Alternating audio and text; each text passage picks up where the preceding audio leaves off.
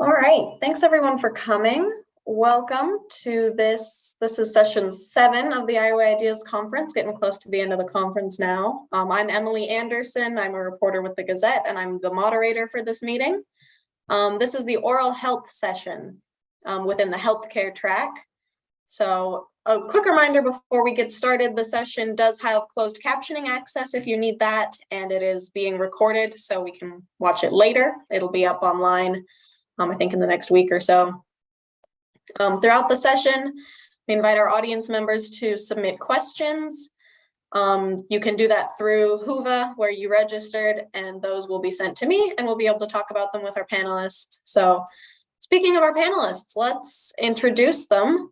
We have, I'm just going in order from who's showing up on my screen, but we've got Suzanne Heckenlaible. She's the executive director of the Delta Dental Foundation team.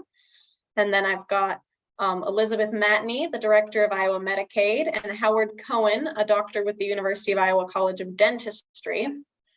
And that's kind of a quick rundown with our group, but I'll let each of them introduce themselves a bit more and tell us about their connection to oral health in Iowa. So Suzanne, let's start with you. Sure, great. Thanks, Emily. So I'm pleased to serve as the executive director of our Delta Dental of Iowa Foundation. Delta Dental is a not-for-profit health services organization in Iowa, and its mission is to support and improve the oral health of Iowans. So our foundation on an annual basis provides grants, funds, projects, and initiatives to improve the health and smiles, the oral health and overall health of all Iowans. So I've had the pleasure of working at Delta Dental and serving as the executive director for over 16 years and have really seen a lot of progress in oral health and look forward to the work we continue that needs to be done. So thanks for having me. Yeah, thank you. Elizabeth, do you want to introduce yourself?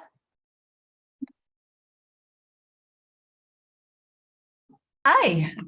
First of all, thank you so much for having me today. I'm Elizabeth Matney, and I am the director of the Iowa Medicaid program. Here at Iowa Medicaid, our mission is to ensure that members we serve have equitable access to health care, that we're removing any barriers to health engagement, and that we're improving the overall health outcomes of our members.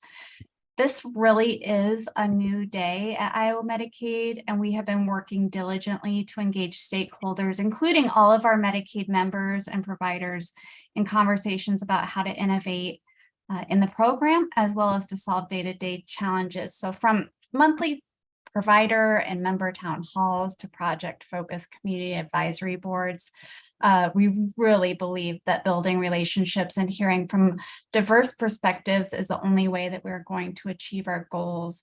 In terms of where we are today, Iowa Medicaid currently has a total enrollment of 860,000 folks. The vast majority of those have access to dental care. Our current budget is about $8 billion. So just to give that a little bit of context in terms of where we were prior to the public health emergency, we've increased our enrollment by about 200,000 and increased our annual spend by about $2 billion. In terms of dental services today, absolute critical component of the Medicaid program, and I'm really excited to talk about the importance of oral health. In terms of some context, though, I just want to give a little bit of some information about, from the total spend perspective. As of calendar year 20, we spent about $151 million on dental services. That's about double what Nebraska and Kansas spent for dental services. I know our populations are a little bit different, but just wanted to give some context in terms of like where we stand regionally. And then just a proud point in terms of the percentage of eligible members age 1 to 20 who are receiving preventative dental visits, we are at about 42.5%, which is above the national median, which is 41.5%. So we're looking pretty good. There's always room for improvement though, but thank you again for having me today. And I really look forward to hearing the perspective of fellow panelists as well as sharing what we're doing in Medicaid. Yeah, definitely. Thank you so much. All right, Howard, do you want to give us a quick intro? Sure. So my name's Howard Cowen. I am director of the Geriatric and Special Needs Program at the University of Iowa College of Dentistry. So I've been doing this for over 40 years. And so my main mission is to teach fourth-year dental students in the clinical situation how to properly care for the geriatric and the special needs patient. That includes going to nursing homes surrounding Iowa City and providing comprehensive care to residents of nursing facilities, as well as the Geriatric and Special Needs Clinic, which is the Delta Dental of Iowa Foundation Geriatric and Special Needs Clinic, thanks to a very nice donation. And we're always pleased to work with Delta Dental. That we are training all of our dental students now, which has just happened recently. In the past, it has been a little bit over the majority, but now every dental student is getting trained in 4 weeks of care, either in the Geriatric and Special Needs Clinic or what we call the Geriatric Mobile Unit out in the facilities to provide care for these very two vulnerable groups of patients. So the special needs patient, which we are seeing an enormous number of. In fact, they're now surpassing the number of geriatric patients that we're seeing. We can talk about the reasons for that as the conference goes on. But these are very chronically ill, medically, functionally, cognitively, intellectually handicapped residents that indeed many of them have Delta Medicaid services. And with that, we are really trying to train our upcoming new graduating class and the dentists coming into your communities in Iowa, how to properly care for these patients in a way that hopefully they can access better care in the future. Thank you. Awesome. Thank you so much. Yeah, so I think I'd like to talk a little bit about kind of the importance of dental care, and then we can dive into a little bit access here in Iowa and what that access looks like. But to start off, let's just chat a little bit about why is dental care, oral health so important? How does it kind of tie into other aspects of our health, and how do our other aspects of our health then go back and affect our oral health? I guess that's an open question for the group, but I'm sure Dr. Cowen, you might be able to. Sure, I can start. So there's lots of answers to that. And, you know, it used to be pretty simple. You need your teeth and you need good oral health to be able to chew food, to have proper nutrition.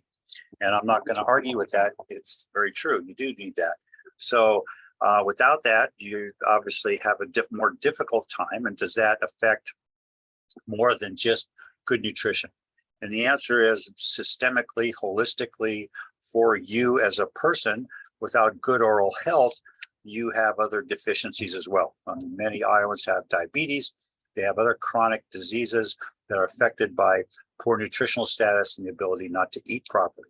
But as well, the more recent literature in the last 10 years is finding a significant association between oral health and other disease processes. Like I just said, diabetes, cardiovascular disease, any chronic condition, rheumatoid arthritis, Alzheimer's disease, especially now, is finding that there's a significant relationship between oral health and the types of bacteria you have in your mouth, dependent on the disease that you have, the inflammation associated with the care in your mouth, and how that directly influences your full systemic inflammatory process. And thus, as well, the more recent thought processes and how Alzheimer's progresses is a significant part of poor oral health, in that the inflammation associated with your gingivitis, which is gum disease, and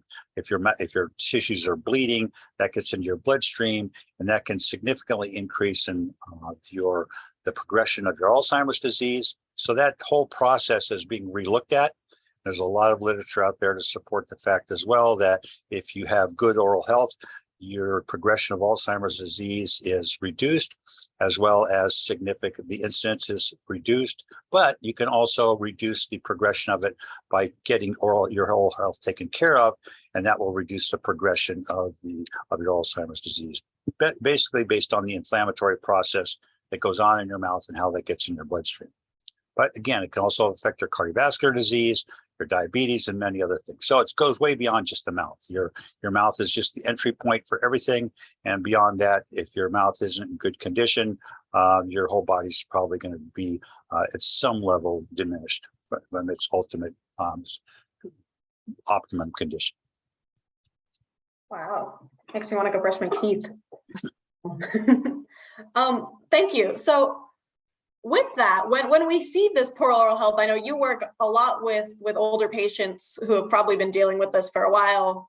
When we see these kinds of poor oral health situations, what are we seeing as far as, is this caused because people aren't taking personal responsibility, they're not brushing their teeth every day, or is this happening because there's more of a community-wide problem with access to care?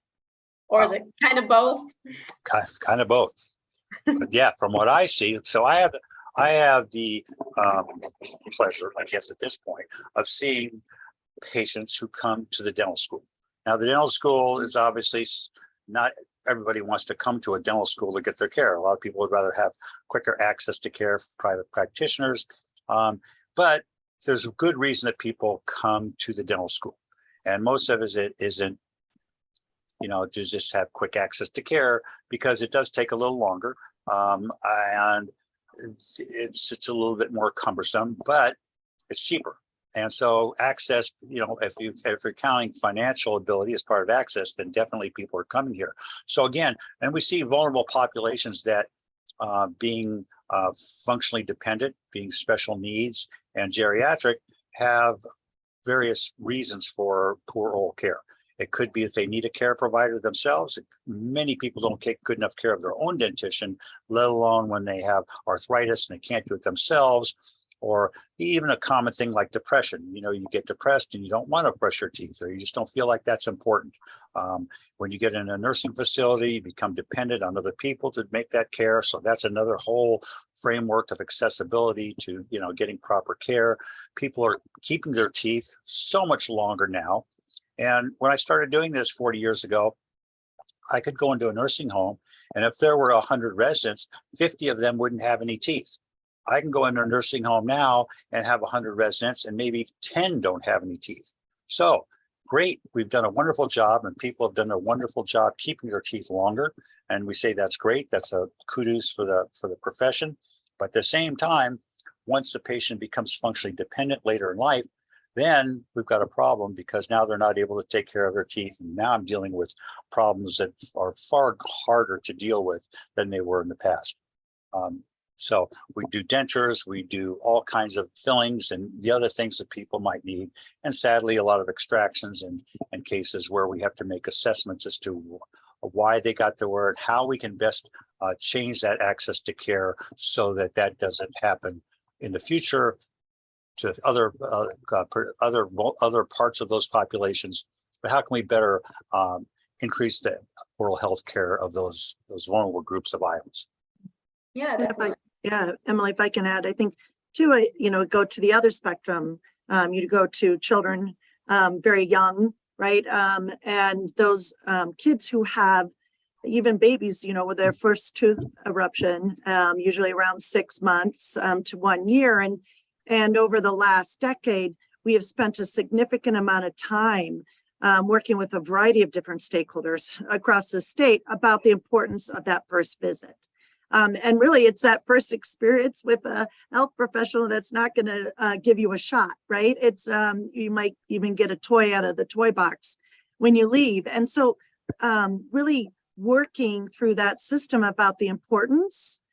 So oral health literacy, right? The importance, that first tooth and taking care of that tooth and that prevention and what that is within your responsibility from a hygiene perspective, and understanding those to the opportunities to get and attend and go to your preventative visits and ensure that you are doing that and achieving those opportunities for additional prevention, whether they be fluoride varnish or sealants. Are you in a fluoridated area?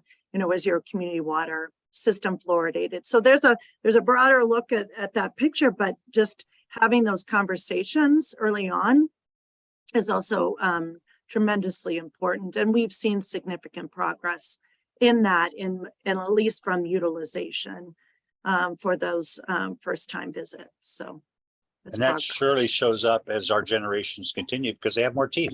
They're saving those teeth for a longer period of time. So that's definitely part of the, there's always room for improvement, but we've done a great job from that perspective. We also see issues with oral health manifest itself in other ways as well. So when we're talking about some of our more vulnerable populations, some of them are nonverbal, and these are individuals with disabilities that live out in the community and or an institution, and they might not be able to articulate in the same way that you and I do that there is a pain or something's going on within their mouth, and so they act out behaviorally. And sometimes those types of situations where they're expressing the pain that they have and it's not understood, it gets identified as potentially another cause and mistreated. And so it's important, those regular preventative visits are important, as Dr. Cowen said, like very, very important to keep on top of those for all of our populations, including our most vulnerable populations, because it helps prevent, some of those downstream issues as well. Yeah, thank you. We got a question in, I think this is mostly directed at Elizabeth, but could kind of be discussed by the group, but it says, clients with Medicaid do not have access to dental health care due to a lack of dentists accepting the insurance. Will we see any changes in the future? So a couple of things. We're really working on thinking about what we can do from an innovative perspective. Like I said at the top of the presentation, Iowa regionally is outspending a lot of our neighbors in terms of dental care. We have one of the most comprehensive dental packages in the entire country. However, our rates are not great. I mean, they are behind other areas regionally as well, and we acknowledge that fully. So I think that there's going to have to be some important conversations in the future about, does it make sense to limit the package size that Iowa has in terms of services that are available and reinvest those dollars into increased rates for things like preventative care so that we can avoid downstream issues? Or is there some other solution? We're working on some innovative solutions with the University of Iowa Dental College in terms of how to invest some of their dollars in a supplemental payment program, which will then increase their rates. We're open to those conversations with dentists across the state as well. There are creative ways to increase dental rates that don't always require an additional investment from our state taxpayers. And we want to have those conversations about how to be innovative. But agree, declining enrollment for dentists is discouraging. And we want to do everything we can to increase access for our Iowa Medicaid members. That also means that we all together have to think outside the box. One of the top reasons for individuals not accessing dental care also is the hours that dental practices are currently operating. They're pretty standard, 8 to 5, 9 to 5. A lot of the individuals, as you can imagine, on Medicaid don't have access to things like paid time off, which many of us take for granted. So it's hard to go during some of their work shifts where they are really reliant on making that money to take home to their family to pay for basic necessities. Also, transportation is an issue, and things like childcare. And those have to be addressed as well. So, you know, ramping up and making sure that there's adequate transportation for our Medicaid clients to get to their appointments. I know that in addition to not having access, we also have challenges in dentists getting frustrated with the amount of no-shows that they see for Medicaid members. That's also tied to not being able to get off work and get childcare and get adequate transportation, not always a reflection of irresponsibility.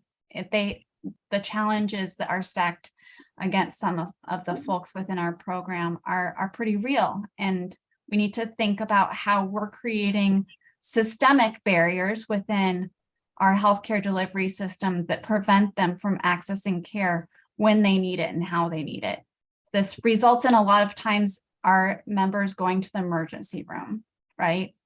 And that's true not just for dental, but for other areas as well. And like I said, we're looking at creative solutions. We want to hear from folks. It's not just going to be an additional appropriation. We need to think about other ways that we can open up the doors to our Medicaid members as well. So I'd like to, for the public out there, I'm not really talking to Suzanne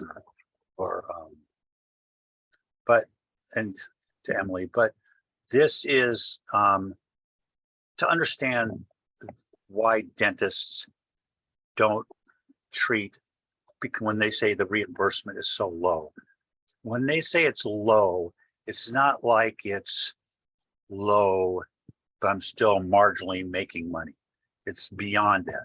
So the Medicaid rates in Iowa are somewhere, tell me if I'm wrong, 42%, 40% of usual and customary fees.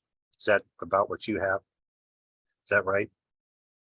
Yeah, I mean, Okay, and we're never going to get to I understand, but that's what it is. right? So but from a dentist perspective, I think people need to understand that a dentist office is a business, and it usually runs on a 60% overhead, which means that treating a Medicaid patient is not doing it for free. It's doing it for a loss of money. I mean, we're not doing it to say, okay, I'm going to treat you and I'm going to break even. No, if I treat you because of all the overhead I have, the time that I'm investing for most of the things that I'm doing are doing it for a loss. Now that's significant. Now that's not to say that, you know, I try and impress this upon my students. And here's what I try and say to them. I don't think it's having any effect, but here's what I try and say to my students. Without our DWP patients in the College of Dentistry, which make up about 60% of the patients that they see, they would not be able to graduate from dental school with the experiences they have. We would have a far less, or their education would be far less than what it is right now. They'd be working on mannequins. They would be working on dogs. I don't know what they'd be working on, but they wouldn't be working on humans. So understand that because of these DWP patients, when you go back in your community, you might be working a little bit of a loss, but you owe it to them as well because they got you through dental school. And sometimes it's hard, and sometimes, you know, we're all in our own individual situations, but, you know, we want to give back to our communities as best we can. And that's what we're trying to do here. I think that there does need to be a look at this. I love the program. I love the scope of services personally that Medicaid is able to provide. But if we're really looking at getting more dentists involved, there's no other way to do it except increase the fee for service. That's the reimbursement from Medicaid. It's just not going to happen any other way. So it's just not going to happen. You have to look at things realistically. So a really good investigation into, you know, how much, not the total money you're spending, but how much is going into dentures, how much is going into partials, how much is going into various, you know, procedures, and how you get the best bang for your buck. I think that's going to be significant. It's only going to be significant, though, if that scope of services is reduced to the point where the same amount of outlay of money can increase the reimbursement rate, maybe up to 55 or 60%. So I think it's important to do that because the College of Dentistry is getting overwhelmed. And when I say overwhelmed, I just made an allusion to it earlier, especially with our special needs patient. This is really sad because when Medicaid became privatized, we started to see an influx of special needs patients from the community. Why? Well, because in the past, the special needs population is always there's a special population and a special feeling that the local community dentists have for those services, for those people. They don't have the same feeling for the geriatric patient. I'm sorry, that's just the way our culture is. But they have a little bit more empathy for the special needs patient. So they've been able to keep those special needs patients in their practices with a 50 or a 55% reimbursement. But when that reimbursement went down to 40%, the private practices said, hey, we're done. We're not only done, we're done seeing you and we're not accepting your insurance anymore. Go to the College of Dentistry. And so our special needs patients now come from farther and farther away and are just overwhelming our clinics with their needs. Not that we don't want to see them, we do. And we think it's really important to train our upcoming dentists to be able to treat those patients. But, you know, we've got to try and do something more locally in the communities, because it's just becoming overwhelming as we become the center for these vulnerable groups of patients throughout the whole state. So like I said, I'm very, very excited about the innovative payment solution that we're working on with the University of Iowa College of Dentistry. They definitely are a center of excellence in this area, and we're very appreciative of the work that they do. Just a couple of points of clarifications. Our rates didn't go down. So I think you said down to 40 cents on the dollar. We haven't decreased our rates.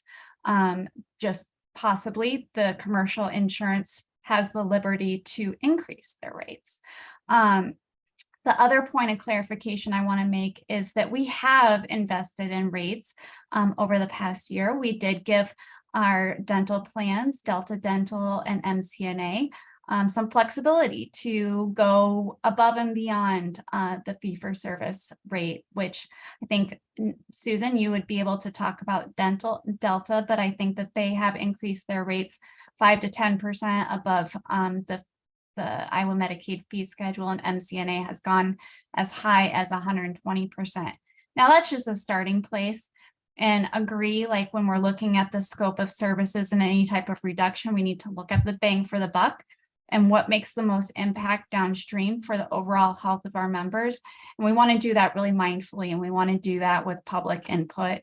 And the ultimate goal is to take all of the dollars that we have that we're currently investing in the program, and if we reduce the menu of benefits, we would end up reinvesting all of the dollars from any type of constriction of that menu back into the rates, so that we got them up at least, closer to the usual and customary fee.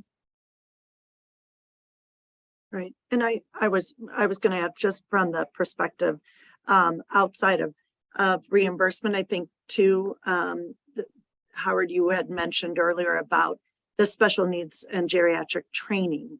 And I think that has been critical, is the understanding that every student now goes through that clinic. Every student has that experience, is engaged, and has more comfort. And that wasn't the case. And certainly Dr. Cowen has been instrumental in utilizing our funding to make sure that happens.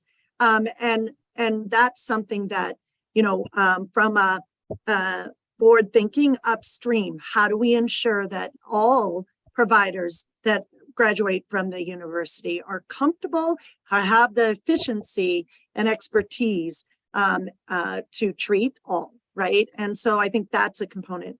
I also want to state that, and I might be getting into another question, Emily, but I think another component of innovation and going upstream is we have been investing in a loan repayment program since 2002, and it parallels to the national loan repayment for public health dentistry. But in Iowa, it's private practice dentistry. And what we do is we work with the dentist in regards to their patients and the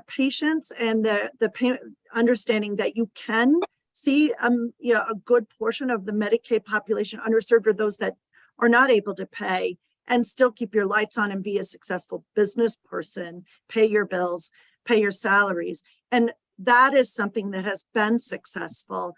And we've been able to continue to work in that supportive infrastructure across the state. We've had 56 dentists through that program.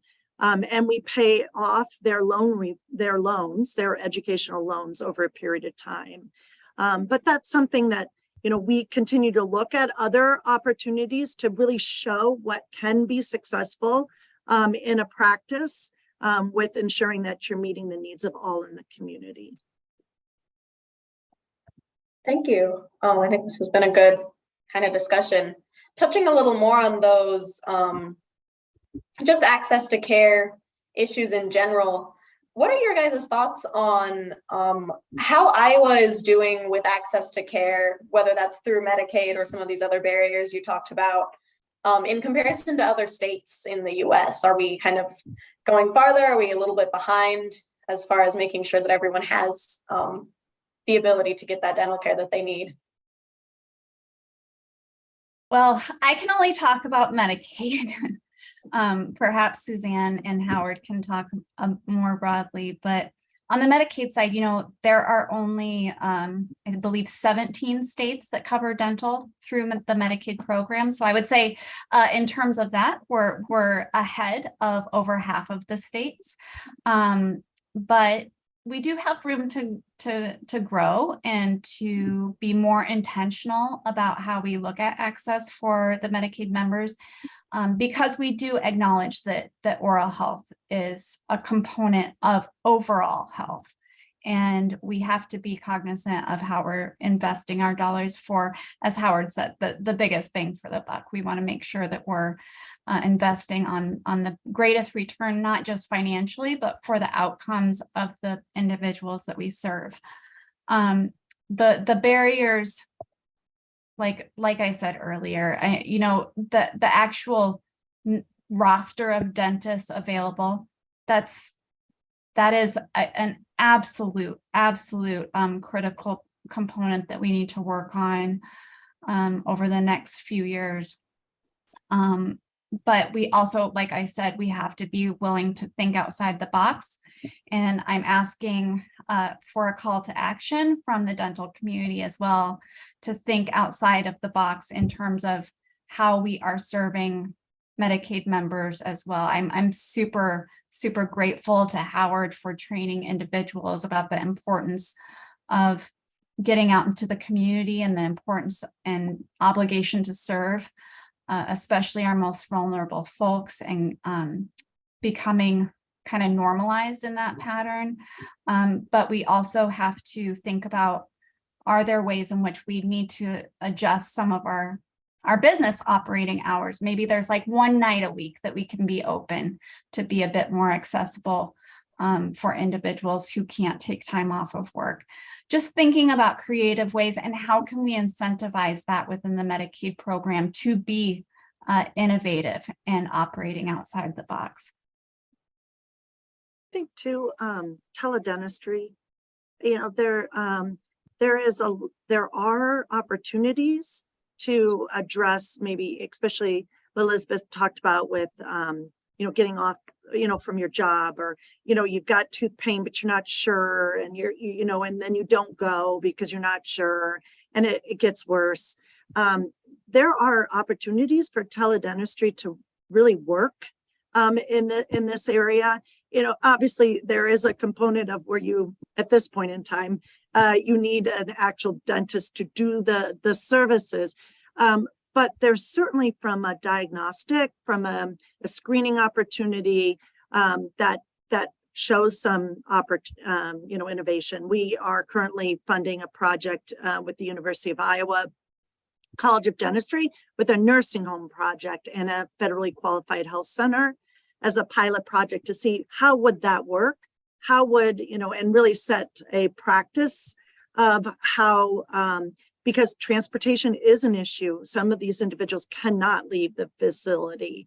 And so how we can get care through teledentistry and then recognize what is the treatment needed to then set aside that time at appropriate to either get there or figure out a way to get the individual to the clinic. So I think those are opportunities on the horizon, absolutely, that we can look at. And then certainly there are significant mobiles, in certain urban areas, but what does it look like in rural? And how do we address the rural access and be able to provide a dental home to individuals and not just a, one and done in a given year. And then I do want to add, just not on Medicaid, but, as Elizabeth talked about, just the commercial and what it looks like in the landscape, on prevention, we still need to, I always say our CEO is the only person out there in insurance company telling you to use the product. Go out and get your dental visits, get your prevention, use it. For the most part, it's no cost to you. And so the opportunity to do that is important. It's also important for the whole system because at the end of the day, sometimes you see your dentist more than you see your doc. And so the opportunities for that engagement about, your health, sometimes they'll take blood pressure. Sometimes they'll talk about your diabetes. Sometimes, there's a variety of different opportunities and connections into the whole body from the mouth.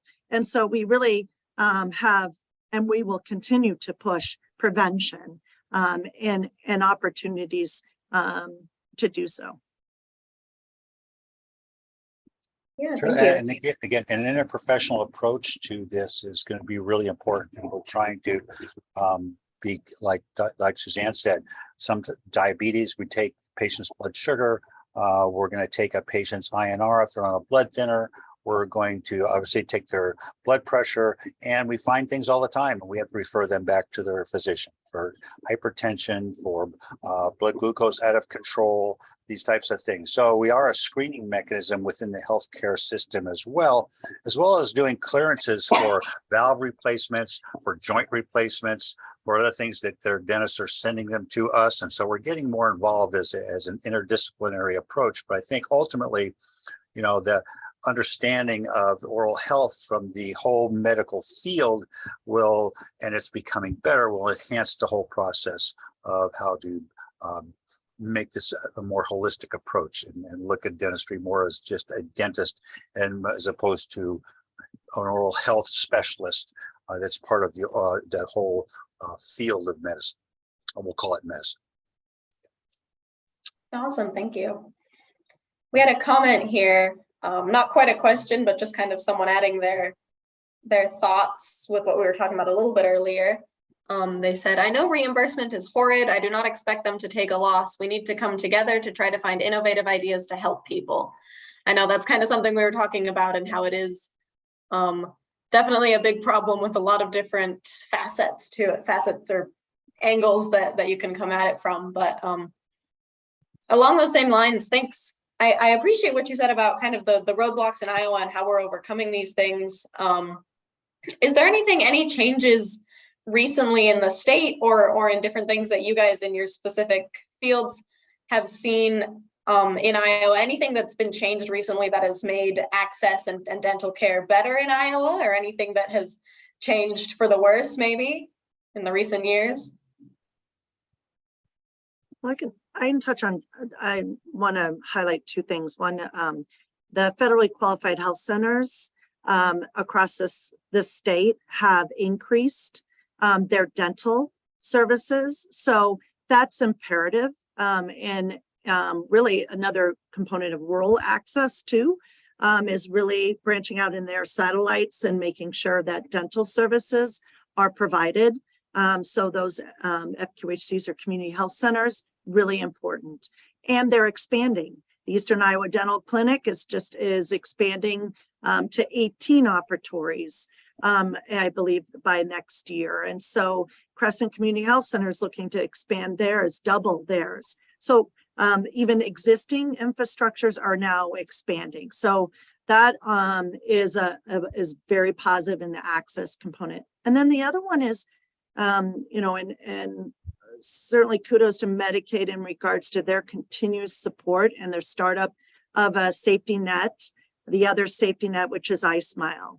And that is a care coordination and outreach grassroots system to all 99 counties.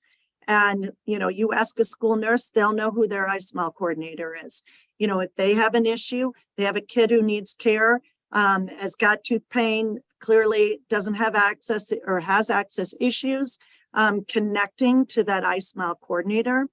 And then, recognizing that program has had significant increase in care and being that conduit between the dentist and that Medicaid patient, making sure they go to their appointment, they get there, sometimes even driving them, but making sure they get to that appointment. We've replicated that, working with the Department of Health and Human Services in their project to replicate for adults. So iSmile Silver, and working with Howard's team in educating nursing homes about oral health. And so, taking a system that really works, right, and has been in existence, I think, Elizabeth, since like 2005, and taking that and replicating that and saying, okay, how can we replicate that for the family, for all, right?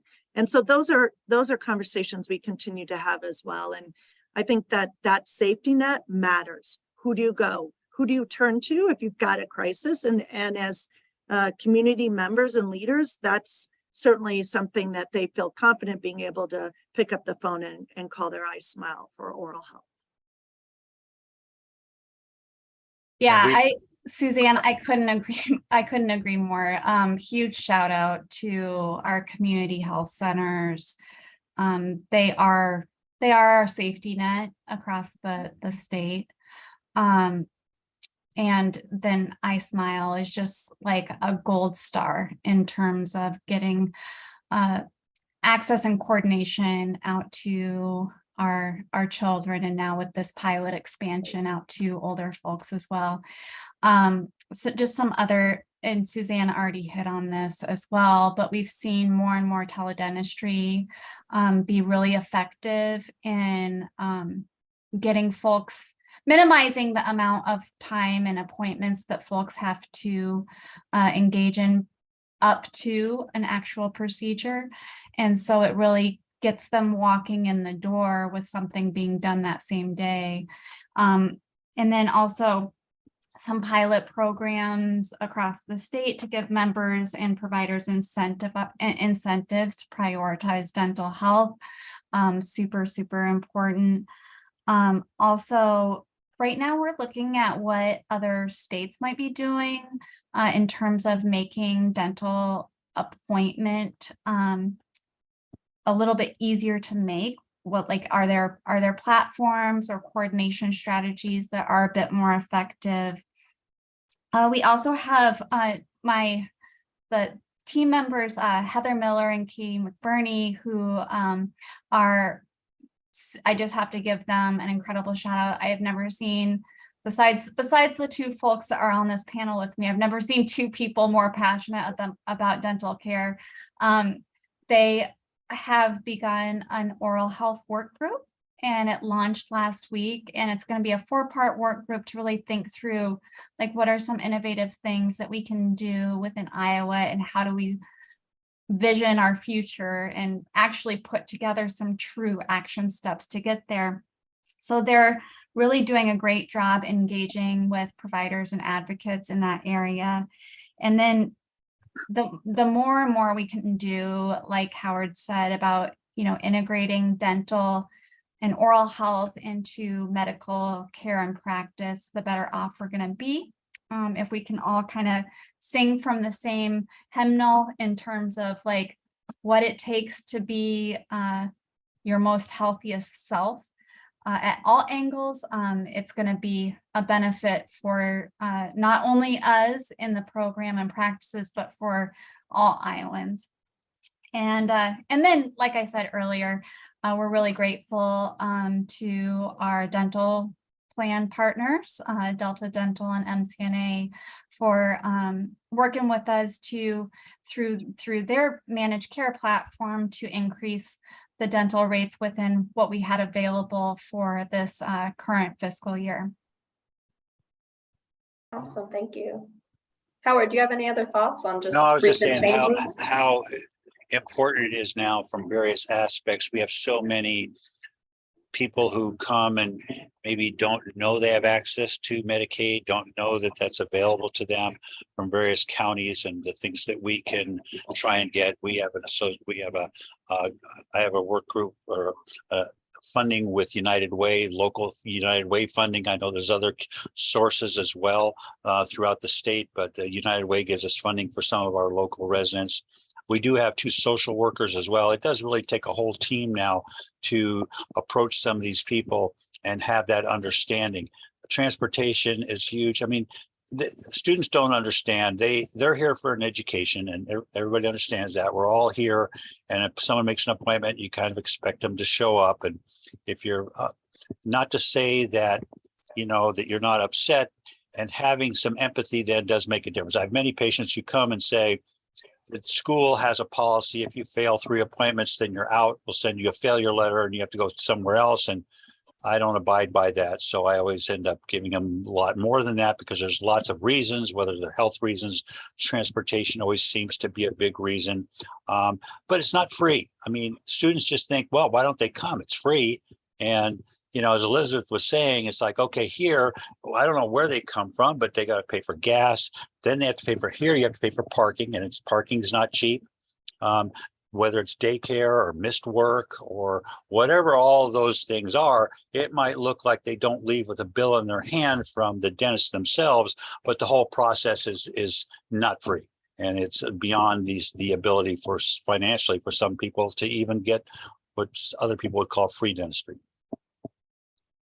So it does take a complete understanding of the system to work through that, to get that vulnerable person a process in which they can access the system appropriately for them. Of course, that makes sense. All right, so we've got a little bit less than 15 minutes left. So to kind of wrap up, we still have a bit of time, but I'd like to dive into I'd like to hear, I think, from each of you, what would be your ideal in maybe 5 to 10 years in Iowa, how things could look, and then what is stopping us from getting there at this point? Wow. I mean, it's kind of broad, yeah, but I think it's a good kind of wrapping up. Moving forward, what are we looking to accomplish, I guess? Wow. Well, I don't know. Emily, that's a really big question. There's a lot of things that ideally I would want, but I guess I'll do it within the confines of a bit of a pragmatic and reality-based approach. So what I would really like to see in the next 3 to 5 years, let's say, is that individuals within our Medicaid program understand the dental benefits that they have access to, and that they are connected with a dental home. I think it's really important for individuals, just like a primary care provider, to be connected with a regular dentist. People have fears and anxiety about a lot of things, but dentistry is one of them. And so a lot of it has to do with building that relationship and getting education and understanding and being engaged in their own dental care and understanding how that fits within their overall health and quality of life. Good education, connection to a dental home.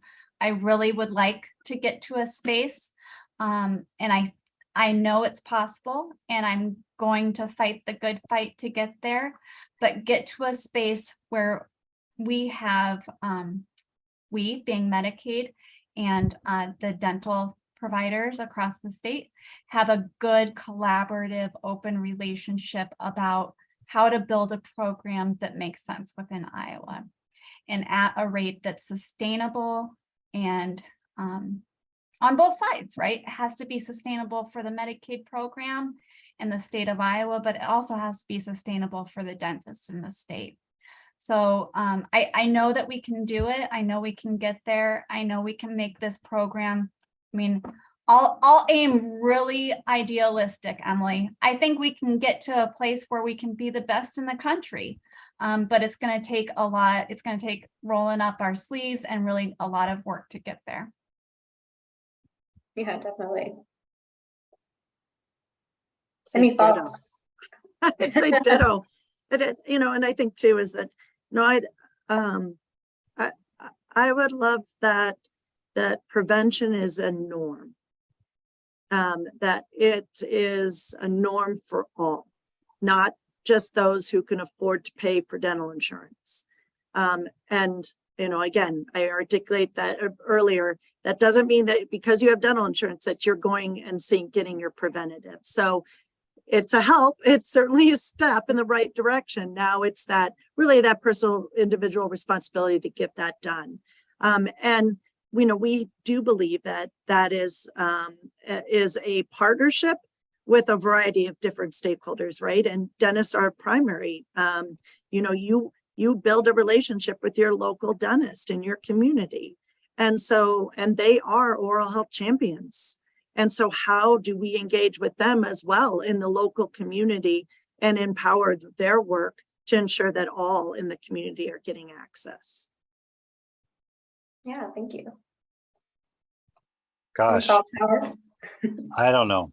So this is something that, that's the ultimate goal. And gosh, I don't know. I can't believe I'm going to say this, but ultimately, if anything is going to get done, it's just going to be honest here. It has to be done legislatively, and you don't want to force things on people. I know that's not in the cards for a lot of things, but Medicare had a good shot at trying to get some dental benefits associated with it.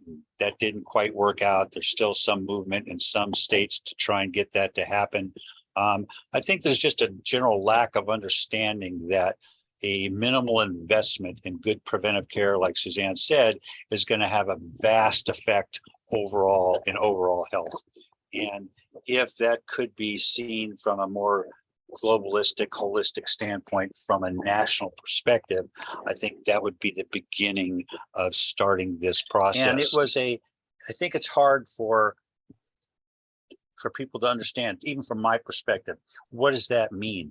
And so what does it mean to have good oral health for a nursing home resident? And I would like to say from a dentist perspective that there's no disease. And so when I say disease, I'm generally thinking of, from a dentist perspective, the two most primary diseases being periodontal disease and cavities. And yeah, that's true, and it is, but from an oral health perspective, if my parent was in a nursing facility, what would I expect? And I know I get this all the time from sons and daughters and relatives, more so now than ever, is no one does anything for my mom or dad. They don't do anything. They don't care for them. And I can't even answer that without saying, I understand they don't. And so what's the reason? And so we did a big study associated with the help of Delta Dental to provide a in-depth educational program for certified nurses aides to provide to give them an understanding of why oral health is important, and then to provide a hands-on opportunity for them to learn how to provide good oral care for their residents. And it was very effective when we trained all the CNAs, the certified nursing assistants, the care providers, and we'll call it the direct care workers, to be able to provide that care. Then it has to come from the top down as to saying, is this important? And we all know the barriers. Just like every program has barriers in the nursing facilities, it's the personnel. They're always turning over and trying to get them properly trained and take care of things. And then they're short staffed. So one of the first things they do is not do the care on the oral cavity. And for a nurse's aide, oral care is hard. Oral care is hard for my students. When we see a resident and we put them in the chair, we're going to provide care that day, whatever that care is, whether it's an extraction, whether it's a filling.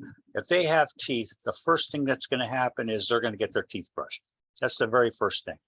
And I can sometimes go over to a fourth-year dental student, and these are fourth-year dental students that are going into the nursing facility with me, and say, and I'll look in the mouth, and I'll try and look over at the top of their instrument table, and I'll say, did you brush this person's teeth? And they'll say yes.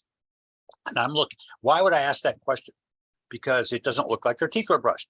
So here's a fourth-year dental student that I'm having trouble with trying to get them to do a good job. And then I'm expecting an inexperienced 19-year-old CNA, 17-year-old CNA to do the same thing for a patient that has dementia, for a patient that has a cognitive impairment, for a patient that's had a stroke that can't cooperate properly. Those are hard things to do. Oral care is not easy, and it takes training and it takes effort, but it has to be understood that when I have a home that I go to, when the director of nursing understands the importance of it, when the administrator understands the importance of it, then it translates down to the bottom. And again, for a legislative perspective, I don't know, maybe they do, maybe they understand, and maybe the legislators do, and maybe they don't, but simple things that are important, that even if they don't get that cavity fixed, but as long as they're not in pain and they have good oral care and their mouth isn't a mess, that is a significant change to the quality of life of those people. And it's not just the frail elderly and the functionally dependent elderly. It's the assisted living elderly who are in the community. It's the elderly who are just, barely getting by and making themselves, getting by and barely making it in their own home. To get those services out there, and again, understanding that earlier on, like Suzanne was saying, even in the childhood, is important, because now when I first started doing this, again, sometimes I'm talking to sons and daughters who are 85 years old because their parent, who is 105, is in the nursing home. So even now, though, the consent, we get so many people who understand the need for good oral care. They want that. And so the new generation of elderly are understanding that need, and it's going to become more important all the time to meet that demand of a growing population that needs those services. And again, maybe we can just depend on the goodness of the profession, but in my 40 years, it hasn't been that way. So somehow there has to be some mix there in terms of, I hate to say it, some regulation, some legislative support that's going to get this done on a way that I think that's going to be really beneficial. Awesome. Thank you, Howard. I think we're coming to time now. Sorry, we had a little bit of a technical difficulty there, and I think we lost our audience, but at least we were able to get back on here and finish for the sake of the recording that'll be posted later at least. But thank you for your thoughts, guys. I really appreciate being able to have you on here and have this discussion. I think it was a really good conversation, and we were able to cover a lot of topics. So I think that's great. Yeah, normally I would encourage the audience to go watch our last session that's coming up, but they're not here now. So I appreciate your time and have a nice day. Okay, Thank thanks, you. Elizabeth. Take care. Thanks, Howard. Thanks, Take Suzanne. care. Bye, Howard. Bye. Bye, Elizabeth. Take care, Emily.